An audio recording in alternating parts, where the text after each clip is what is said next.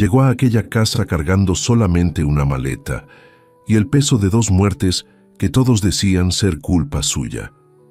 El lugar llevaba años vacío, cubierto de maleza e historias de maldición. Nadie quería vivir allí, nadie, excepto ella, que ya no tenía nada más que perder. Pero cuando aquellas visitas comenzaron a llegar, cuando la tormenta trajo gente que necesitaba exactamente lo que solo ella podía ofrecer, todo cambió. Porque a veces Dios nos coloca en el lugar más improbable, justamente para mostrarnos que el final de una historia puede ser el comienzo de otra completamente diferente.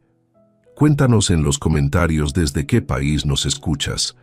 Nos encanta saber que nuestra comunidad crece por toda Latinoamérica y el mundo. Y si esta historia ya tocó tu corazón, regálanos un like y sobre todo, suscríbete a este canal. Estamos a punto de llegar a los 1000 suscriptores. Un sueño que hemos construido día a día para crear un espacio donde las historias inspiren, donde encontremos esperanza juntos, donde recordemos que nunca estamos solos en nuestras luchas. Tu suscripción no es solo un número, es una mano extendida a alguien que necesita escuchar que los finales pueden convertirse en nuevos comienzos. Ayúdanos a hacer realidad este sueño. A finales del siglo XIX, en las regiones apartadas de México, historias como esta eran frecuentes. Las familias se extendían por las haciendas como raíces de árboles centenarios, algunas nutriendo la tierra, otras absorbiendo todo hasta no dejar nada. Soledad conocía perfectamente la diferencia entre ambos tipos. Lo había aprendido de la peor manera posible durante 6 semanas que convirtieron su vida entera en cenizas. Tenía 28 años cuando todo se derrumbó, edad en la que muchas mujeres ya tenían 5 o 6 hijos corriendo por el patio, pero ella solo tenía un vientre vacío y 2 tumbas recientes en el cementerio de la hacienda. La primera tumba guardaba al hijo que nació sin vida una noche de abril, después de 2 días de labor de parto que casi se la llevó también. La segunda guardaba a su esposo Augusto, quien enfermó 3 semanas después, mientras la cuidaba durante su difícil recuperación. Contrajo una fiebre que los médicos no supieron curar y murió en 5 días, delirando y llamando el nombre del hijo que nunca conoció. La familia de Augusto no perdonó a Soledad por ninguna de las 2 muertes. Doña Carmela, su suegra, dejó claro desde el velorio que consideraba a su nuera responsable de haberle quitado a su único hijo varón, el heredero que continuaría el apellido de la familia. Decía que Soledad era demasiado débil, que no tenía estructura para engendrar hijos sanos, que había descuidado a su marido cuando más la necesitaba. Las cuñadas repetían las acusaciones en susurros lo suficientemente altos para que Soledad los escuchara, diciendo que algunas mujeres traían mala suerte, que la muerte seguía a ciertas personas como una sombra. Durante las primeras semanas tras el entierro, Soledad aún vivía en la casa grande de la hacienda, en la habitación que había compartido con Augusto durante los 3 años de matrimonio. Pero el ambiente se volvía cada vez más pesado, cada vez más insoportable. Las comidas transcurrían en un silencio incómodo. Nadie le dirigía la palabra, salvo para dar órdenes o hacer comentarios hirientes. Soledad lo soportaba todo callada, aún perdida en su propio dolor, aún intentando comprender cómo había perdido todo tan rápido. Se había casado con Augusto a los 25, matrimonio arreglado por las familias, pero que había resultado amable y respetuoso. Él no era hombre de grandes demostraciones de afecto, pero la trataba con consideración. Nunca alzó la voz, nunca fue cruel. Cuando ella quedó embarazada, él se mostró genuinamente feliz. Mandó buscar a la mejor partera de la región, preparó el cuarto del bebé con esmero. El embarazo fue difícil desde el principio. Soledad pasaba días enteros sin poder comer el cuerpo rechazando todo, los dolores constantes. Augusto permanecía despierto con ella en las noches difíciles. Traía tés que su madre recomendaba, sostenía su mano cuando las contracciones falsas comenzaban meses antes de tiempo. Cuando finalmente llegó la hora del parto, después de cargar a aquella criatura por meses de sufrimiento, el bebé nació sin vida, el cordón enrollado en su cuello, la piel ya amoratada. Soledad casi muere también en aquella habitación. Perdió tanta sangre que la partera le dijo a Augusto que se preparara para lo peor. Pero ella sobrevivió. Despertó 3 días después en un cuerpo que parecía haber sido destrozado y rearmado incorrectamente. Todo dolía, todo pesaba. Augusto estaba allí junto a la cama, con ojos hundidos de quien no había dormido sosteniendo su mano. No hablaron sobre el bebé en ese primer momento, solo permanecieron allí en silencio compartido, 2 sobrevivientes de un naufragio intentando entender cómo continuar. Fue en las semanas siguientes, mientras Soledad se recuperaba lentamente, que Augusto comenzó a marchitarse. Primero fue solo un cansancio que atribuyó a las noches mal dormidas cuidándola. Luego vino la fiebre baja que no pasaba, la tos seca que empeoraba, la falta de apetito. Cuando finalmente llamaron al médico, ya era demasiado tarde. La fiebre se había instalado con demasiada fuerza. Los pulmones estaban comprometidos. No había medicina que funcionara. Soledad, aún débil de su propia recuperación, se arrastraba hasta su habitación varias veces al día, intentaba hacerlo comer, limpiaba el sudor de su frente, rezaba bajito mientras él dormía ese sueño agitado de enfermo grave. Doña Carmela la apartaba siempre que podía. Decía que Soledad empeoraría su estado, que ya había hecho suficiente daño. Pero Augusto pedía por su esposa en los momentos de lucidez, la quería cerca. Entonces la suegra cedía de mala gana. En la última noche, cuando todos sabían que no vería el amanecer, Augusto sostuvo la mano de Soledad con una fuerza que sorprendió a todos. La miró con aquellos ojos que ya estaban vidriosos por la cercanía de la muerte, y dijo solo una cosa, tan bajo que solo ella lo escuchó. Le dijo que no era culpa suya, nada de esto, que tenía que prometer que seguiría viviendo, que encontraría la felicidad nuevamente. Soledad lo prometió a través de las lágrimas que ya no podía contener, y Augusto murió menos de 1 hora después, la mano aún entrelazada con la de ella. Lo que vino después del entierro fue peor que la pérdida misma. Doña Carmela convocó una reunión familiar 3 días después de enterrar a su hijo. Soledad fue llamada a comparecer en la sala grande, donde estaban la suegra, las 2 cuñadas con sus respectivos esposos y el notario del pueblo. La atmósfera era de tribunal, no de familia enlutada. Doña Carmela habló con voz dura, sin rastro de compasión. Dijo que habían discutido largamente la situación de Soledad y llegado a una decisión.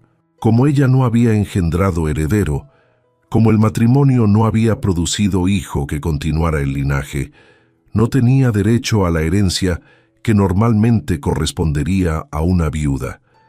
La dote que su familia había dado en el casamiento ya se había gastado en los preparativos para el bebé que no sobrevivió. Entonces no había nada que devolver. Soledad estaba técnicamente sin recursos, dependiente de la buena voluntad de la familia. El notario, hombre pequeño y nervioso que claramente no quería estar allí, explicó con voz vacilante que por ley una viuda sin hijos tenía derecho a un porcentaje de los bienes del fallecido, pero que si la familia lo disputaba, alegando que no había patrimonio separado, el proceso podía llevar años. Doña Carmela interrumpió diciendo que no habría proceso alguno, que ella era mujer cristiana y no dejaría a su nuera en la miseria completa, pero que tampoco permitiría que alguien que trajo tanta desgracia a la familia continuara viviendo en la casa grande, disfrutando de la comodidad que ya no merecía. Ofreció entonces el acuerdo. Lo llamó así como si fuera generosidad y no crueldad calculada. Había una casa pequeña en los límites de la propiedad, cerca del pantano, lugar que llevaba vacío más de 10 años. Era conocida como la Casa de la Fiebre, porque antiguamente vivía allí una familia de trabajadores que había muerto entera durante una epidemia. Padre, madre y 4 hijos, todos en menos de 2 semanas. Desde entonces nadie quería vivir allí. Decían que el lugar era pesado, que tenía mala suerte pegada a las paredes, que quien dormía allí escuchaba llantos de niños en la madrugada. La casa había quedado abandonada, usándose apenas para guardar herramientas viejas, y con el tiempo se fue deteriorando, la maleza creciendo alrededor, las maderas pudriéndose. Doña Carmela dijo que Soledad podía quedarse con aquella casa, que técnicamente formaba parte de las tierras de la familia. Entonces sería como si estuviera recibiendo propiedad. Dijo que mandaría limpiar lo básico, daría algunos muebles viejos, ollas, cobijas, víveres para los primeros meses. Dijo todo esto con aquel tono de quien está siendo generosa, más allá de lo razonable, haciendo un favor inmenso, y entonces vino la parte final del acuerdo, la trampa disimulada como opción. Si Soledad aceptaba ir a aquella casa, quedarse allí tranquila, sin causar problemas, sin hacer exigencias, la familia consideraría las obligaciones terminadas. Pero si se negaba, si quería pelear por derechos, procesar, hacer escándalo, entonces no recibiría nada. Sería expulsada de la hacienda sin ni la ropa del cuerpo, y la familia usaría toda su influencia para garantizar que ninguna otra familia de la región la acogiera. Soledad escuchó todo en silencio, sintiendo una mezcla de shock y entendimiento frío instalándose en su pecho. Entendió que aquello no era un acuerdo, era expulsión disfrazada de caridad. Entendió que su suegra la quería lejos, escondida en aquel lugar que nadie visitaba, fuera de la vista, fuera de la conciencia. Entendió también que no tenía elección real, porque sin dinero, sin familia propia a la cual volver, sus padres habían muerto años atrás, sin nadie que la defendiera. Aceptar aquella casa miserable era la única forma de tener techo y comida. Las cuñadas la miraban con aquella expresión de superioridad mezclada con lástima falsa, claramente satisfechas de ver a la rival siendo removida. Soledad pensó en Augusto, en sus últimas palabras, en la promesa que había hecho. Pensó que si se negaba y era expulsada sin nada, terminaría mendigando por los caminos, o peor, y eso sería deshonrar su memoria. Entonces dijo con voz que mantuvo firme a pesar de todo, que aceptaba los términos.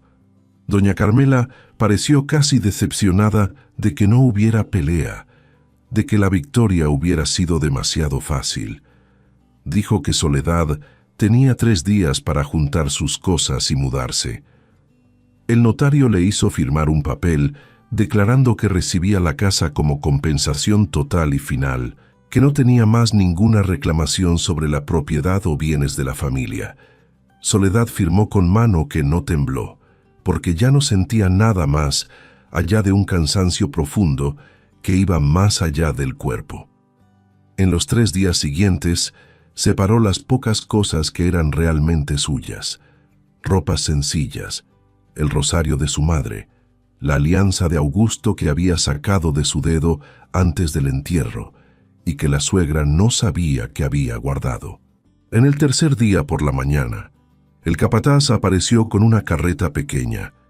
Traía en ella una cama vieja, una mesa con 2 sillas, ollas abolladas, un baúl con cobijas que olían a humedad y sacos de harina, frijoles y sal. Soledad colocó su maleta de cuero, la misma que había traído cuando vino como novia 3 años atrás, encima de aquel montón de cosas usadas, y subió a la carreta sin mirar atrás, sin despedidas, porque no había nadie allí para despedirse de ella de verdad. El viaje hasta la casa de la fiebre tomó casi 2 horas, tomando senderos estrechos que cortaban partes de la hacienda que Soledad nunca había visto. Cuanto más se alejaban de la casa grande, más el paisaje iba cambiando, volviéndose más salvaje, menos cuidado.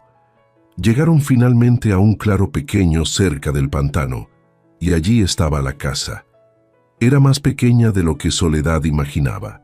Construcción simple de adobe, con techo de tejas coloniales que tenía huecos enormes donde varias tejas habían caído, las paredes agrietadas en varios puntos, la puerta del frente colgando torcida en bisagras oxidadas. Alrededor, la maleza había crecido hasta la altura de la cintura, plantas espinosas y enredaderas cubriendo todo. Había una cerca caída que algún día debió haber cercado un patio, pero ahora eran solo maderas podridas esparcidas por el suelo. El capataz ayudó a descargar todo, colocó los muebles y víveres dentro de la casa sin ceremonia. Deseó buena suerte con tono de quien pensaba que ella necesitaría mucho más que suerte, y se fue rápido, como si tuviera miedo de quedarse allí demasiado tiempo. Soledad se quedó parada frente a aquella casa arruinada, sosteniendo su maleta, mirando lo que ahora era oficialmente su hogar. El silencio era absoluto, roto apenas por el viento que hacía las hojas secas arremolinarse y por el croar distante de ranas en el pantano. No había señal de vida humana más allá de ella misma, no había humo de otras casas, no había sonido de voces o animales domésticos.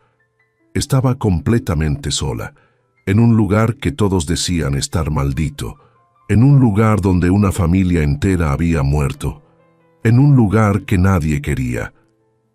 Y por primera vez desde que Augusto había cerrado los ojos por última vez, Soledad se permitió llorar de verdad, allí parada en medio de aquel claro olvidado, con la maleta en la mano y el corazón destrozado. Soledad no durmió aquella primera noche. Se quedó sentada en la cama vieja que crujía con cada movimiento mínimo, envuelta en una cobija que olía a mojo y años de abandono, escuchando los sonidos extraños que venían de todos lados. El viento silbaba por las grietas de las paredes, haciendo un sonido que parecía gemido. Algo corría en el techo, probablemente ratas o tlacuaches, las garras arañando las tejas. De vez en cuando venía del pantano un sonido que podía ser de rana, pero que se parecía demasiado a llanto de niño. Soledad entendía por qué la gente decía que aquel lugar estaba embrujado. No es que creyera en almas en pena. Había visto la muerte de cerca demasiadas veces en las últimas semanas para tener miedo de fantasmas. Los vivos eran mucho más peligrosos que cualquier muerto. Pero había algo en el aire de aquel lugar. Un peso, una tristeza pegada a las paredes que iba más allá de la simple decadencia física.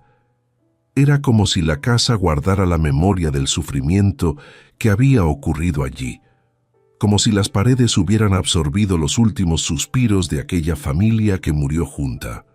Cuando el sol salió finalmente, pintando el cielo de naranja a través de los huecos del techo, Soledad se levantó con el cuerpo adolorido y la mente exhausta, pero con una decisión tomada.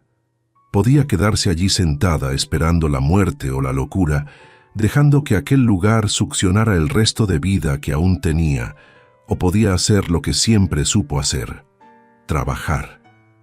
Su madre había sido partera y curandera. Le había enseñado a Soledad desde pequeña que las manos ocupadas mantenían la cabeza lejos de los lugares oscuros. También le había enseñado que toda casa, no importa cuán arruinada, podía ser sanada si la persona se dedicaba a ello con la intención correcta. Soledad salió al patio descalza, porque las botas que tenía eran demasiado buenas para desperdiciar en el lodo y la maleza, y comenzó a trabajar. Primero arrancó las hierbas más altas alrededor de la puerta, creando un camino hasta donde había estado el pozo. Descubrió que el pozo aún tenía agua, cubierta de hojas y suciedad, pero agua corriente que podía ser limpiada. Pasó el día entero en aquel trabajo, limpiando, arrancando, separando lo que era planta útil de lo que era solo maleza.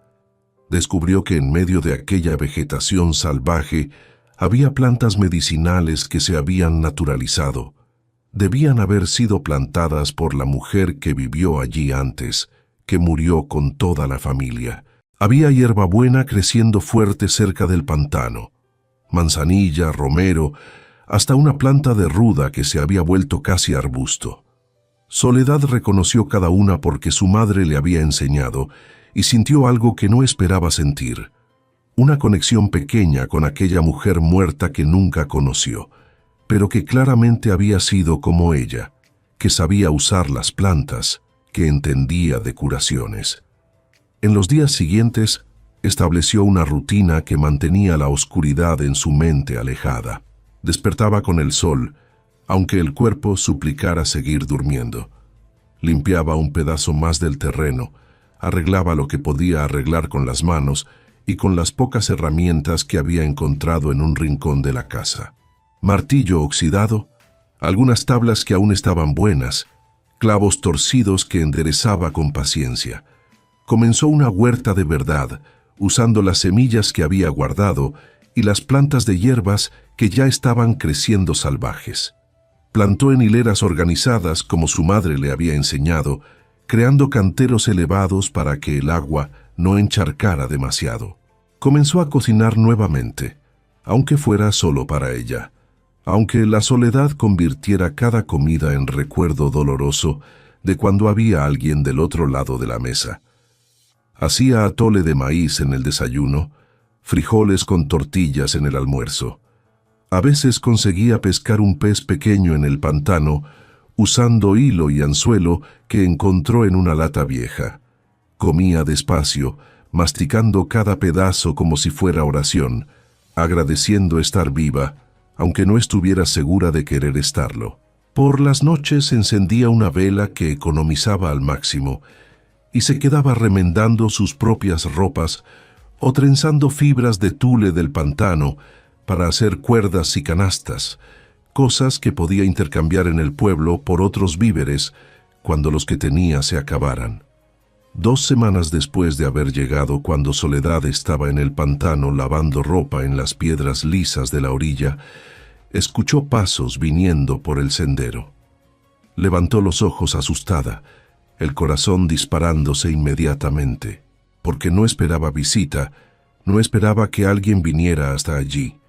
Vio entonces una figura aproximándose despacio, mujer vieja y encorvada, apoyada en un bastón de madera nudosa, usando vestido negro descolorido y un rebozo sobre los hombros a pesar del calor.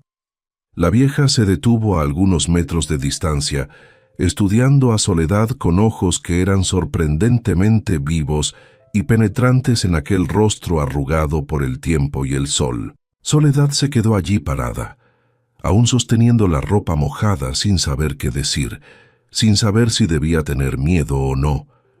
La vieja finalmente habló con voz ronca pero firme. Preguntó si ella era la muchacha que había venido a vivir en la casa de la fiebre. Soledad confirmó, esperando escuchar algún comentario sobre maldición o sobre cómo era tonta de aceptar vivir allí. Pero la vieja apenas asintió con la cabeza, como si hubiera confirmado algo que ya sospechaba, y dijo que había venido a ver con sus propios ojos quién tenía el valor de quedarse en un lugar que todos evitaban. Se presentó como Josefa, curandera que vivía del otro lado del cerro, a legua y media de allí.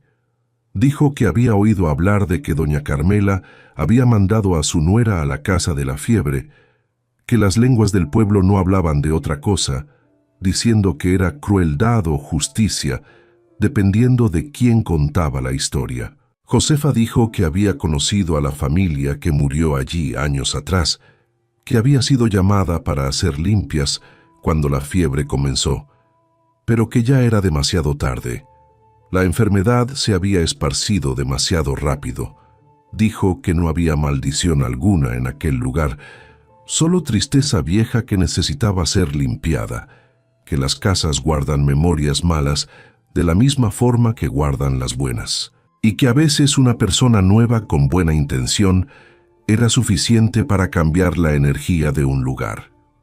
Soledad no sabía si creía en energías o limpias, pero había algo en la presencia de aquella vieja que era reconfortante, una solidez, una certeza que ella misma había perdido completamente.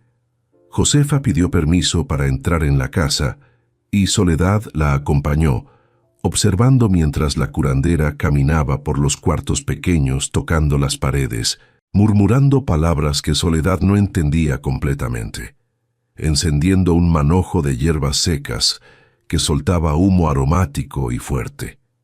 Cuando terminó, Josefa se sentó en la silla que Soledad le ofreció, aceptó el vaso de agua del pozo y miró a la muchacha con aquellos ojos que parecían ver más que solo la superficie.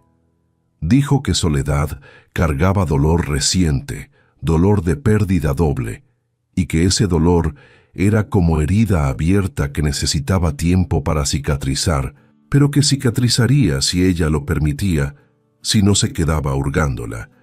Dijo que había visto mucha gente en la vida, gente que moría por dentro aunque continuara respirando, y gente que encontraba forma de seguir viviendo incluso después de perder todo.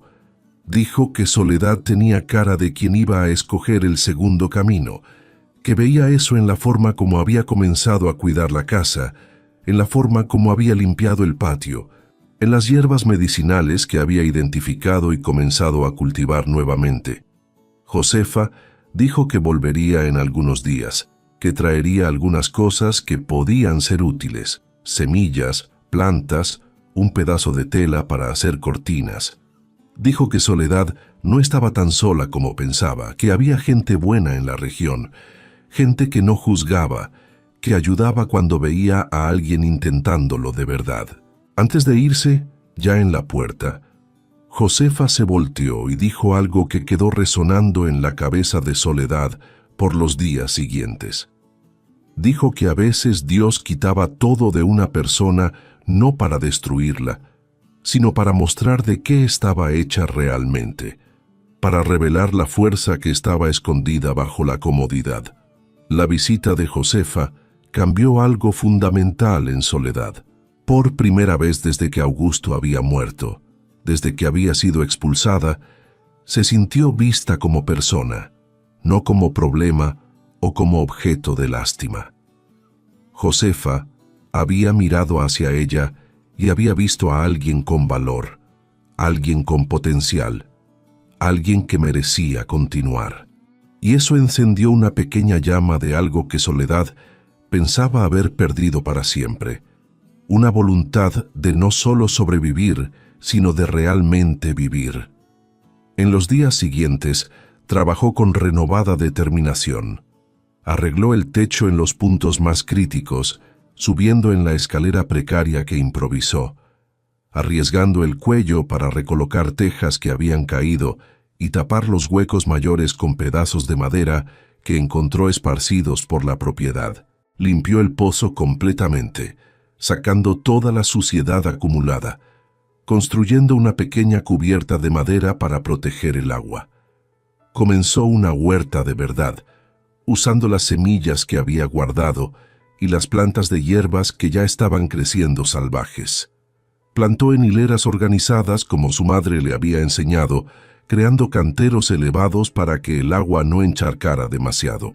Josefa volvió como prometió, trayendo semillas de calabaza y chayote, plantas de jitomate, un pedazo grande de manta descolorida pero limpia que Soledad usó para hacer cortinas sencillas para las ventanas, bloqueando un poco el viento y la sensación de exposición completa. La curandera se quedó toda la tarde ayudando a plantar, conversando sobre cosas simples, sobre las estaciones, sobre las plantas, sobre recetas de remedios caseros. No preguntó sobre el pasado de Soledad, sobre la tragedia, sobre los detalles dolorosos. Simplemente estaba allí, presente y sólida, y esa presencia valía más que 1000 palabras de consuelo. Cuando Josefa se fue aquella tarde, Soledad se quedó en el portal pequeño que había limpiado, observando el sol ponerse a través de los árboles alrededor del claro, y se dio cuenta de que había pasado algunas horas sin pensar en la muerte, sin sentir aquel peso aplastante en el pecho. Se había reído cuando Josefa contó una historia graciosa sobre una gallina que había robado huevos de la vecina. Mayo se convirtió en junio, y junio trajo las primeras lluvias fuertes de la estación. Soledad observaba el cielo cambiando de color todas las tardes, las nubes oscuras acumulándose sobre los cerros, el viento cambiando de dirección, y sabía que una tormenta grande venía. Reforzó el techo lo mejor que pudo. Cerró las grietas mayores de las paredes con lodo mezclado con pasto. Trajo para dentro de la casa todo lo que podía ser dañado por la lluvia. Llenó todos los recipientes que tenía con agua del pozo. Preparó comida extra, porque sabía que cuando la tormenta llegara de verdad no podría salir por días. Fue una tarde de martes cuando el cielo finalmente se desplomó. Comenzó con viento fuerte que doblaba los árboles hasta casi quebrarlos, arrancando hojas y ramas, levantando polvo y hojas secas en remolinos violentos.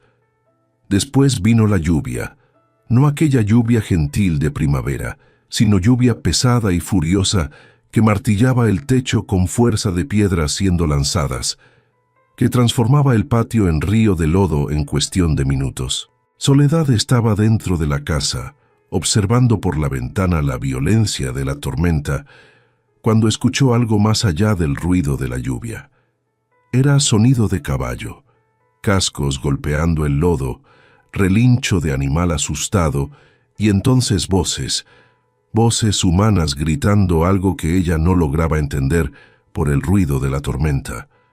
Corrió hasta la puerta, la abrió luchando contra el viento que empujaba la madera, y vio algo que hizo su corazón dispararse.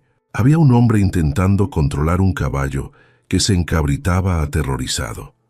Y en la grupa del animal había dos niñas pequeñas, dos muchachitas que se aferraban una a la otra, empapadas y claramente aterrorizadas. El hombre vio a Soledad en la puerta, gritó algo sobre refugio, sobre una de las niñas estar enferma, sobre por favor. Soledad no pensó, solo reaccionó. Hizo señas frenéticas para que se acercaran, ayudó al hombre a bajar a las niñas del caballo, jaló a todos para dentro de la casa mientras la lluvia caía con furia aún mayor. La puerta apenas se cerró y ya estaban todos allí dentro, goteando agua, temblando de frío y miedo. Y Soledad miró a aquellas tres personas que el destino había arrojado a su casa exactamente cuando la peor tormenta del año llegaba. Y supo, sin saber explicar cómo, que aquel momento iba a cambiar todo. El hombre se quitó el sombrero empapado, revelando el rostro curtido por el sol y el camino, ojos preocupados que fueron directo hacia la niña menor, que se retorcía de forma preocupante. Intentó agradecer, intentó disculparse por invadir de esa manera, pero Soledad lo interrumpió. Dijo que las explicaciones podían esperar, que la niña necesitaba cuidados inmediatos. Tomó las cobijas que había dejado cerca del fogón de leña, envolvió a las dos niñas, mandó al hombre quitarse la camisa mojada y ponerse una manta también. Encendió el fuego más fuerte, puso agua a hervir, comenzó a moverse con propósito y dirección, con certeza que venía de un lugar profundo que ni sabía que aún existía. La niña menor, que no debía tener más de 5 años, estaba con fiebre alta, la piel ardiendo, los labios amoratados de frío y enfermedad. Soledad tocó la frente de la criatura, escuchó la respiración difícil y reconoció inmediatamente lo que era. Era la misma fiebre que había llevado a aquella familia años atrás, la misma que mataba rápido si no era tratada con conocimiento y dedicación.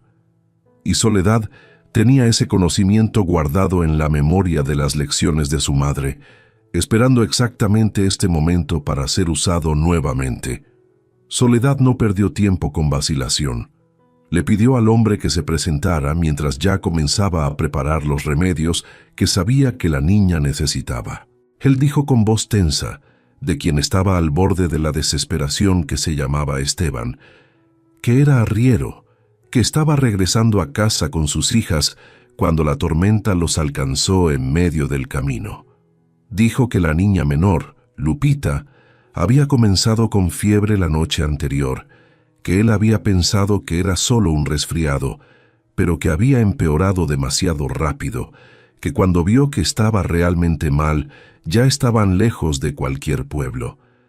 Y la lluvia había comenzado. Dijo que vio el humo saliendo de la chimenea de esta casa y vino hacia acá sin saber si encontraría a alguien, rezando para que sí. La niña mayor, que debía tener unos 8 años, estaba callada en un rincón, abrazada a sus propias rodillas, mirando todo con ojos enormes y asustados. Soledad notó que la niña no quitaba los ojos de su hermana, que había allí un miedo que iba más allá del susto de la tormenta, un miedo antiguo y profundo. Soledad puso agua hirviendo en una palangana, tomó las hierbas que había recolectado y secado en las últimas semanas, hierbabuena, manzanilla y hojas de guayaba. Hizo un té fuerte y concentrado. Mientras esperaba que se enfriara un poco, mojó un paño limpio en agua tibia y comenzó a pasarlo por el rostro y el cuello de Lupita, intentando bajar la fiebre. La niña gemía bajito, los ojos cerrados, el cuerpo pequeño temblando incluso bajo las cobijas. Esteban estaba al lado, las manos grandes y callosas, abriéndose y cerrándose nerviosas, claramente sin saber qué hacer, claramente acostumbrado a resolver problemas con fuerza y trabajo, pero impotente ante la fragilidad de aquella criatura enferma. Soledad lo miró y vio algo que reconoció inmediatamente. Vio el miedo absoluto de perder a alguien amado, aquel miedo que corroe por dentro y que ella conocía demasiado bien. Preguntó manteniendo la voz calmada y firme para no aumentar su pánico, ¿cuánto tiempo hacía que la madre de las niñas había fallecido? Esteban pareció sorprendido con la pregunta, pero respondió que hacía casi 2 años que su esposa había muerto exactamente de esa misma fiebre, que había comenzado de la misma manera. Fiebre baja que fue subiendo, la tos, la dificultad para respirar. Dijo que había sido al inicio del invierno, que él había ido a buscar médico al pueblo más cercano, pero que cuando regresó ya era demasiado tarde. Ella había muerto sola con las 2 niñas pequeñas al lado, sin entender lo que estaba pasando. Y ahora ver a su hija menor con los mismos síntomas, estaba reviviendo aquella pesadilla. Estaba sintiendo que iba a perder a Lupita también, que no iba a poder salvarla, así como no había podido salvar a su madre. Soledad escuchó todo mientras trabajaba y sintió algo apretarse en su pecho, porque entendía aquel dolor. Entendía lo que era perder a alguien y sentir que era culpa tuya por no haber hecho suficiente.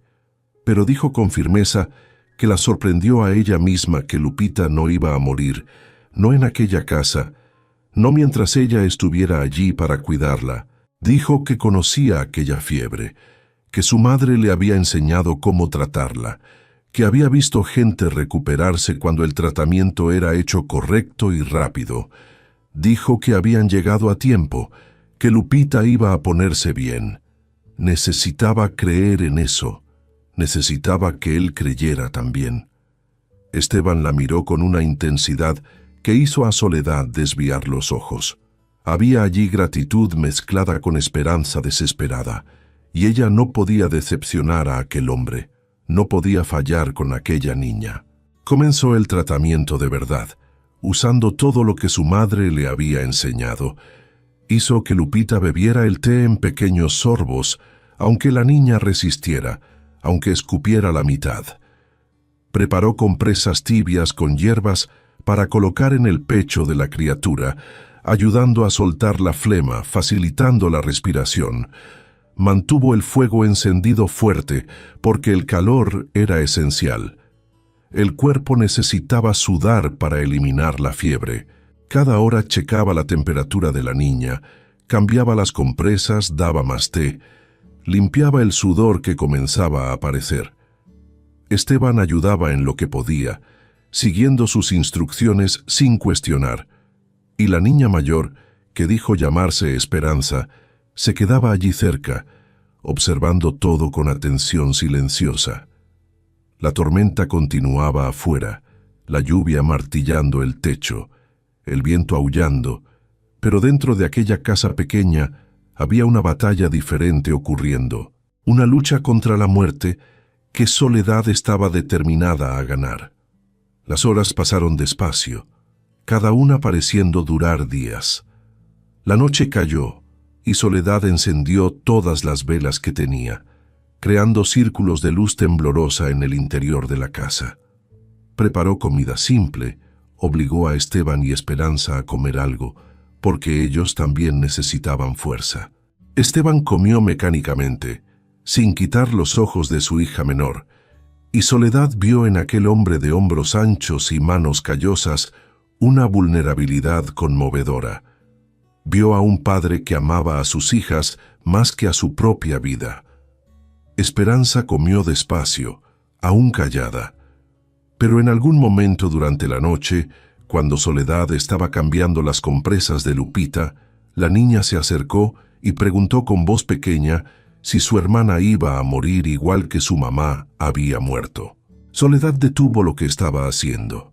Se agachó para quedar a la altura de la niña, miró directo a aquellos ojos que habían visto cosas que ningún niño debería ver, y dijo con toda la convicción que logró reunir que no, que Lupita iba a ponerse bien, que ella se encargaría de eso. Esperanza estudió su rostro por un largo momento, como si estuviera decidiendo si podía confiar, y entonces asintió con la cabeza y volvió a su rincón. Fue cerca de las 3 de la madrugada, cuando Soledad estaba comenzando a sentir su propio cuerpo ceder al cansancio, que Lupita finalmente comenzó a sudar de verdad.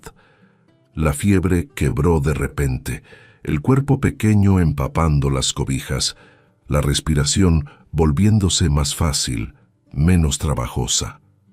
Soledad checó la temperatura, sintió que estaba bajando y por primera vez en horas se permitió respirar profundo. Cambió las cobijas mojadas por secas, dio más té tibio a la niña y Lupita abrió los ojos por primera vez desde que había llegado. Ojos confusos y cansados, pero vivos. Esteban, que se había quedado dormido sentado en la silla al lado de la cama, despertó con el movimiento. Vio a su hija despierta y el alivio que tomó su rostro fue tan intenso que Soledad tuvo que desviar los ojos nuevamente, porque era demasiado íntimo, demasiado doloroso de presenciar. Él se arrodilló al lado de la cama, sostuvo la mano pequeña de su hija y lloró sin hacer sonido, los hombros temblando, y Soledad entendió que aquellas no eran solo lágrimas de alivio, sino lágrimas de todo lo que había guardado desde que su esposa había muerto. Todo el miedo y la soledad y el peso de cuidar a 2 niñas solo. Soledad los dejó allí con las hijas, salió al portal aunque la lluvia aún caía, necesitando aire, necesitando espacio para procesar lo que acababa de suceder. Había salvado a aquella criatura, había usado el conocimiento que su madre le había pasado, había confiado en su propia capacidad y había funcionado. Lupita estaba viva, iba a recuperarse completamente, y Soledad había hecho eso. Por primera vez desde que había perdido a su propio bebé, desde que se había sentido completamente inútil y rota, había logrado salvar una vida. Y eso significaba algo, eso cambiaba algo fundamental dentro de ella. Se quedó allí parada en la lluvia, dejando que el agua fría lavara su rostro, mezclándose con las lágrimas que caían sin que ella intentara controlarlas, y sintió una paz que no sentía hacía meses. Cuando volvió adentro, Esteban estaba colocando a Lupita de vuelta en la cama, la niña ya durmiendo nuevamente. Pero era sueño tranquilo ahora, no el sueño agitado de la fiebre. Esperanza estaba envuelta en una cobija en el rincón, también durmiendo finalmente. Esteban se acercó a Soledad, se detuvo frente a ella, y había tantas cosas en su rostro que ella no sabía por dónde comenzar a leer. Él dijo con voz ronca de cansancio y emoción que ella había salvado a su hija, que no había forma de agradecer algo así, que le debía la vida de Lupita. Soledad negó con la cabeza, dijo que había hecho solo lo que cualquier persona haría, que había usado lo que sabía, nada más. Pero Esteban insistió. Dijo que no era cualquier persona quien tendría conocimiento para tratar aquella fiebre, que no era cualquier persona quien se habría dedicado de esa manera a una niña desconocida. Preguntó quién era ella, cómo había llegado a vivir en aquella casa que todos decían estar maldita, por qué estaba sola allí, y Soledad, demasiado cansada para mantener las defensas, sentándose en la silla porque las piernas ya no aguantaban más estar de pie, contó. Contó sobre Augusto, sobre el bebé que nació muerto, sobre la fiebre que se llevó a su marido, sobre la suegra cruel que la expulsó a aquel lugar. Contó sobre las primeras semanas de soledad absoluta, sobre Josefa que había venido a limpiar la casa, sobre cómo había comenzado a reconstruir algo que se pareciera a una vida. Esteban escuchó todo en silencio, y cuando ella terminó, él no ofreció palabras vacías de consuelo, no dijo que todo iba a estar bien o que el tiempo curaba todo. Dijo solo que entendía lo que era perder a alguien y tener que seguir viviendo de todas formas, que entendía lo que era que el mundo entero te juzgara cuando solo estabas intentando sobrevivir un día más. Dijo que cuando su esposa murió, había pensado en desistir de todo, en dejar a las niñas con su hermana e irse lejos, porque el dolor era demasiado grande, demasiado pesado, pero que las muchachitas lo necesitaban. Entonces había continuado. Se había vuelto arriero porque era trabajo que pagaba bien y le permitía estar siempre en movimiento, siempre huyendo de los recuerdos. Dijo que en los últimos 2 años había vivido con miedo constante de que algo les pasara a las niñas, de que fallara con ellas como había fallado con su madre. Y hoy, cuando Lupita se había enfermado en medio del camino, con la tormenta llegando, había estado seguro de que la iba a perder, de que tendría que enterrar a alguien más que amaba. Pero entonces había encontrado esta casa, había encontrado a Soledad, y ella había salvado a Lupita. Había roto aquel ciclo de muerte y pérdida, y él no sabía cómo retribuir eso, pero quería intentar. La lluvia paró a media mañana siguiente, dejando todo empapado y brillante bajo el sol que finalmente apareció entre las nubes. Lupita despertó con más color en el rostro, logró tomar caldo de pollo que Soledad preparó y estaba claramente en el camino de la recuperación completa. Esperanza se relajó visiblemente, volvió a hablar, ayudó a Soledad a arreglar la casa, a tender cobijas para secar. Esteban salió a chequear el caballo que había pasado la noche refugiado en un rincón cubierto cerca de la casa, y cuando volvió, dijo que necesitaban quedarse al menos un día más para que Lupita se fortaleciera antes de enfrentar el viaje. Soledad estuvo de acuerdo, y aquel día se transformó en una experiencia extraña y conmovedora. Por primera vez en meses, la casa no estaba silenciosa. Había voces, risas de las niñas cuando Soledad contó historias graciosas, el sonido de Esteban arreglando algunas cosas que se habían roto durante la tormenta. Había vida allí, vida de verdad. Y Soledad se dio cuenta de cuánto había extrañado eso, cuánto la soledad había sido más pesada de lo que había admitido para sí misma. Al final de la tarde, cuando Lupita ya estaba sentada comiendo atole y conversando animada con su hermana, Esteban pidió hablar con Soledad en privado. Salieron al patio donde el sol estaba secando el lodo, creando vapor que subía de la tierra. Él se quedó en silencio por un momento, claramente escogiendo las palabras con cuidado, y entonces dijo algo que hizo el corazón de Soledad detenerse.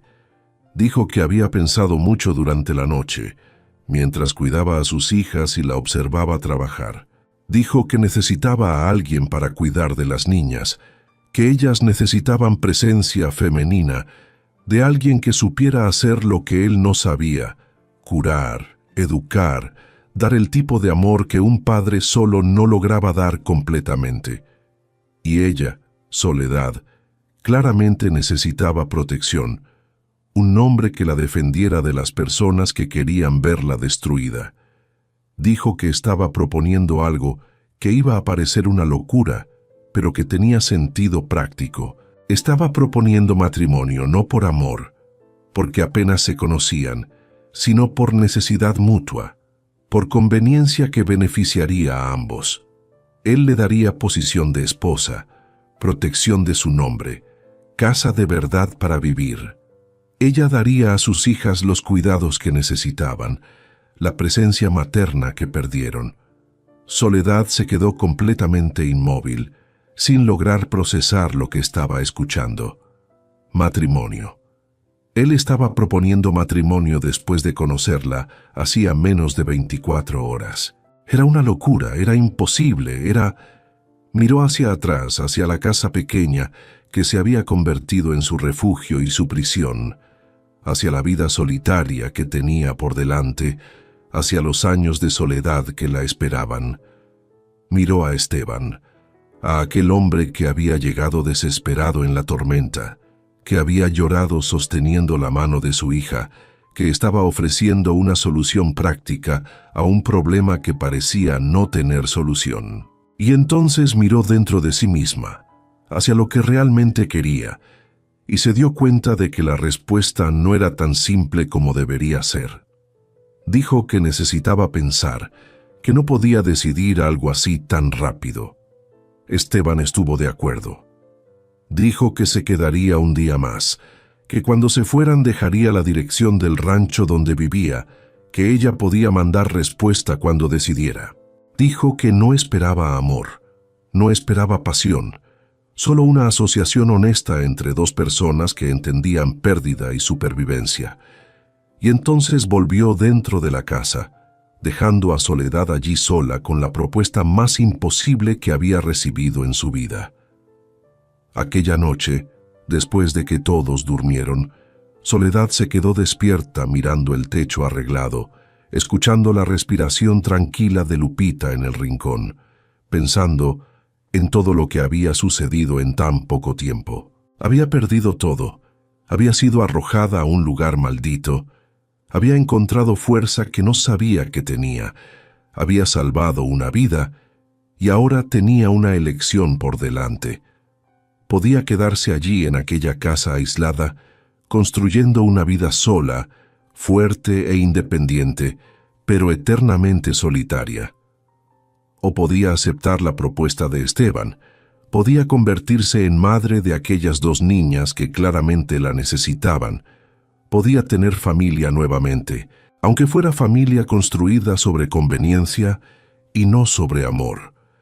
Pensó en Augusto, en sus últimas palabras, en la promesa que había hecho de seguir viviendo, de encontrar felicidad nuevamente. Y pensó que tal vez la felicidad no siempre era gran pasión o romance de historia. A veces era simplemente encontrar propósito, encontrar un lugar donde eras necesaria, donde podías hacer diferencia. Se durmió sin haber decidido aún, pero con el corazón un poco menos pesado de lo que había estado en meses, porque por primera vez tenía opción, tenía elección, y eso por sí solo era un tipo de libertad. Esteban y las niñas partieron a la mañana siguiente, con Lupita aún débil pero recuperada lo suficiente para el viaje. Antes de irse, él dejó con Soledad un pedazo de papel con el nombre del rancho donde vivía, 3 leguas en dirección al poblado de San Miguel. Dijo nuevamente que ella podía pensar con calma, que no había prisa, pero que la oferta era sincera y permanente. Esperanza abrazó a Soledad antes de subir al caballo, abrazo apretado de niña que había encontrado algo que no sabía que estaba buscando. Lupita saludó con la mano pequeña, prometió que volvería a visitar, y entonces se fueron. Soledad se quedó allí parada en el patio, viéndolos desaparecer por el sendero, sintiendo la casa quedarse vacía nuevamente. Era un vacío diferente ahora, porque había sido llenado por algunos días, y ella sabía cómo era la diferencia. Los días siguientes fueron extraños. Soledad volvió a la rutina de antes, cuidando la huerta, arreglando pequeñas cosas, preparando las hierbas para el invierno que se acercaba. Pero todo parecía diferente, como si la visita de ellos hubiera cambiado algo fundamental en la atmósfera del lugar. La casa ya no parecía embrujada o pesada, parecía solo pequeña y solitaria. Josefa apareció al tercer día después de que Esteban había partido, viniendo con aquel paso lento pero determinado. Y Soledad le contó todo, sobre la tormenta, sobre Lupita, sobre la propuesta de matrimonio. La curandera escuchó todo en silencio, asintiendo de vez en cuando. Y cuando Soledad terminó, Josefa se quedó en silencio por un largo momento antes de hablar. Dijo que veía dos cosas en el futuro de Soledad.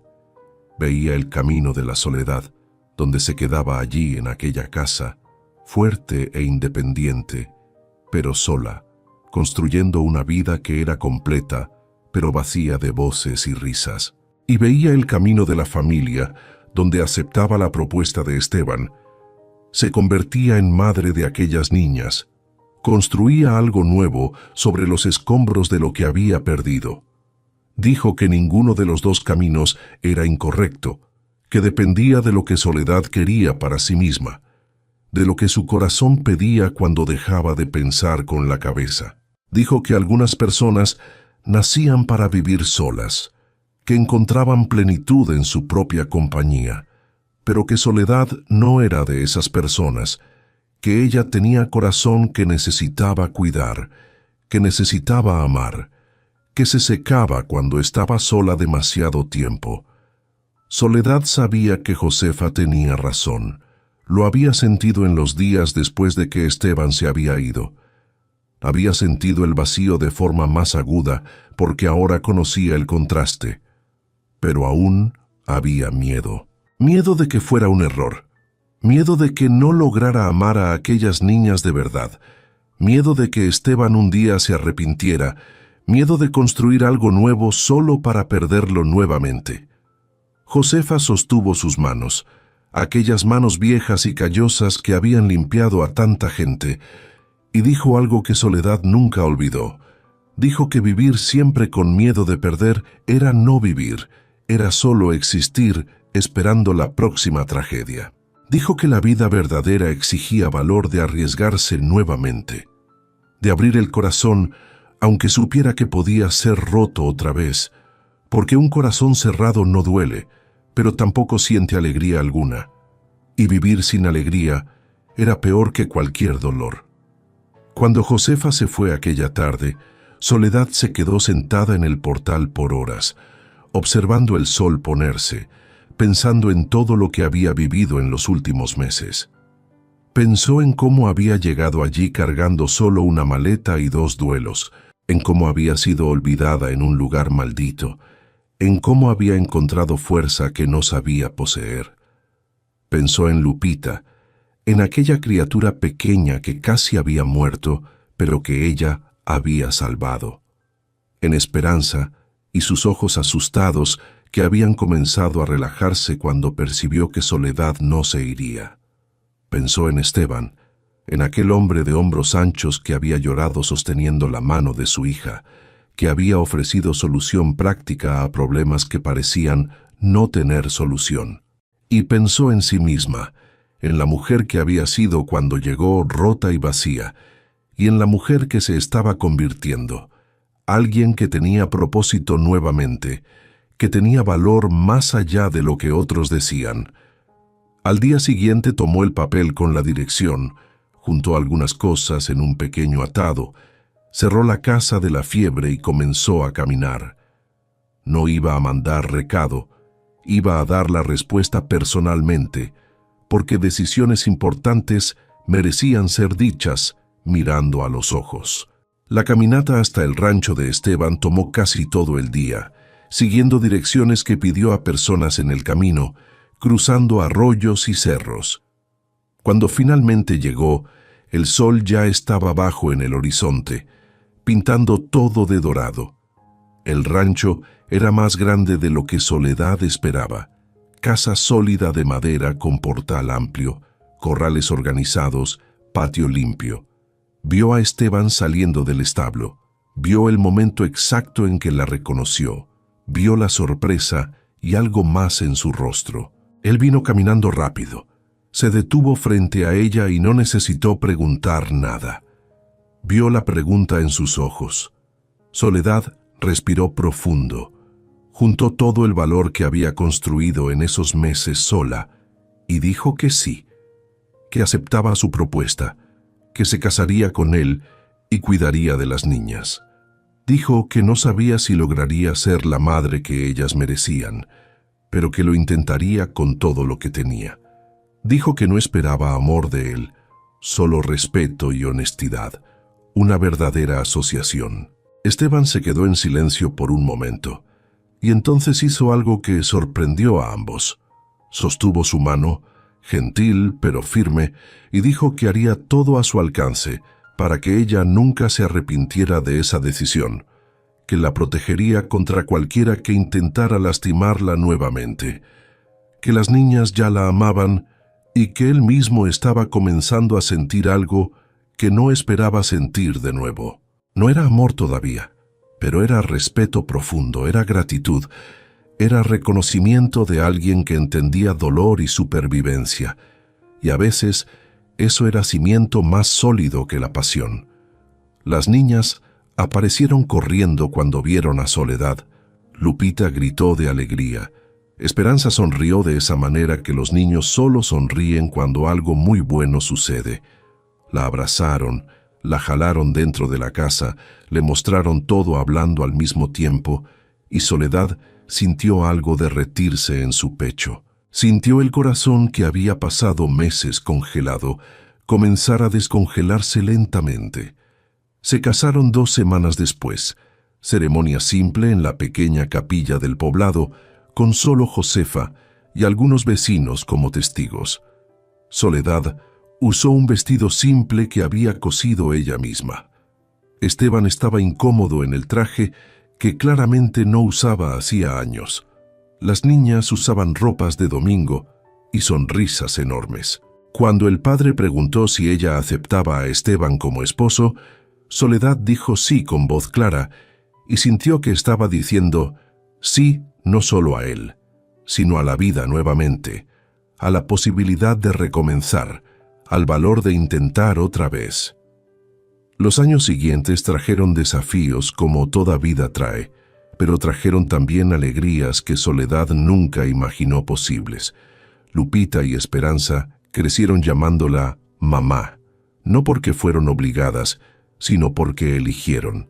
El matrimonio que comenzó por conveniencia se fue transformando en asociación verdadera, y después en afecto genuino, y finalmente en amor del tipo sólido y profundo que sobrevive a las tormentas.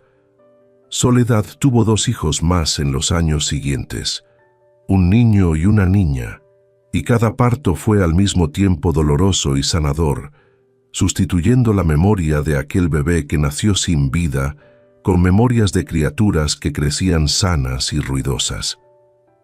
La casa de la fiebre quedó vacía nuevamente, pero no abandonada. Josefa fue a vivir allí en los últimos años de su vida, diciendo que era buen lugar para una vieja morir en paz. Y cuando ella finalmente partió, Soledad transformó la casa pequeña en lugar de sanación, donde recibía mujeres embarazadas que necesitaban cuidados, donde enseñaba a otras muchachas sobre hierbas y remedios. El lugar que había sido sinónimo de muerte se volvió sinónimo de vida nueva. Una tarde de domingo, 15 años después de aquella tormenta que cambió todo, Soledad estaba en el portal del rancho observando a la familia reunida. Lupita estaba casada, tenía un hijo pequeño que corría por el patio.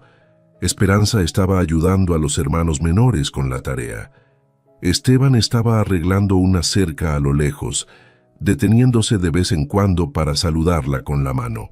Y Soledad pensó en cómo había llegado a aquella región cargando solo una maleta y el peso de 2 muertes, en cómo había sido olvidada en un lugar que nadie quería, en cómo aquel abandono había sido en realidad un regalo disfrazado. Pensó que si no hubiera perdido todo, nunca habría descubierto de qué estaba hecha realmente. Si no hubiera sido expulsada a aquel lugar olvidado, nunca habría salvado a Lupita, nunca habría conocido a Esteban, nunca habría construido esta familia que ahora llenaba su vida de propósito y amor. A veces, el final de una historia era solo el comienzo de otra mucho mejor. A veces necesitaba perder todo para ganar lo que realmente importaba. Esteban subió los escalones del portal, se sentó a su lado, tomó su mano como hacía todos los días hacía 15 años, preguntó en qué estaba pensando, y Soledad sonrió, aquella sonrisa que había tardado años en volver, pero que ahora venía fácil. Dijo que estaba pensando en lo extraña que era la vida, en cómo las peores cosas podían transformarse en las mejores si una tenía el valor de continuar, de arriesgarse nuevamente, de aceptar ayuda cuando aparecía incluso en los lugares más improbables. Esteban estuvo de acuerdo. Dijo que aquella tormenta lo había salvado tanto como la había salvado a ella, que encontrar a Soledad aquel día había sido un milagro que no sabía que necesitaba. Se quedaron allí sentados mientras el sol se ponía, manos entrelazadas, rodeados por el ruido de la familia. Y Soledad sintió gratitud profunda por cada momento difícil que la había traído hasta allí. Soledad perdió todo en cuestión de semanas: esposo, hijo, hogar, dignidad.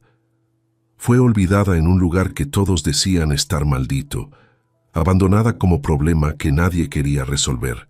Pero ella probó que el lugar donde nadie quiere vivir puede ser exactamente donde necesitamos estar para encontrar quiénes realmente somos. Probó que las visitas correctas, en el momento correcto, pueden cambiar un destino entero. Probó que el matrimonio no necesita comenzar con pasión para terminar en amor verdadero, que la familia se construye con elección y dedicación, no solo con sangre. Si esta historia tocó tu corazón, quiero que sepas algo importante. No estás solo en tus luchas. Tal vez hoy te sientes como Soledad cuando llegó a aquella casa vacía, cargando pérdidas que parecen demasiado pesadas, viviendo en un lugar emocional que nadie más entiende, preguntándote si algún día volverás a sentirte completo. Quiero decirte que sí, que volverás, que los finales más dolorosos muchas veces son solo puertas, cerrándose para que otras se abran, que la fuerza que buscas ya está dentro de ti, esperando el momento correcto para revelarse, que no hay vergüenza en haber caído, solo hay dignidad en levantarse una vez más. Aquí en este canal somos una comunidad de personas que creemos en los nuevos comienzos, que entendemos que la vida no siempre es justa, pero que aún así vale la pena vivirla con esperanza. No estás solo. Somos miles compartiendo estas historias, recordándonos unos a otros que después de la tormenta siempre viene la calma, que después de la noche más oscura siempre amanece. Si esta historia te dio aunque sea un momento de consuelo, de esperanza, de compañía en tu propia tormenta, compártela con alguien que también necesite escucharla. Deja tu comentario contándonos qué parte te tocó más profundo.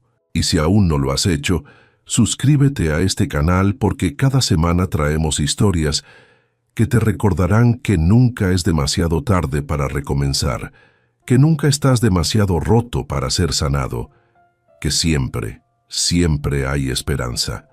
Recuerda, a veces Dios necesita quitarnos todo para mostrarnos que somos hechos de algo mucho más fuerte de lo que imaginábamos. Y a veces, el lugar que nadie quiere es exactamente donde nuestra verdadera vida está esperando para comenzar. Nos vemos en la próxima historia. Hasta entonces, ten fe, ten valor y recuerda que no caminas solo.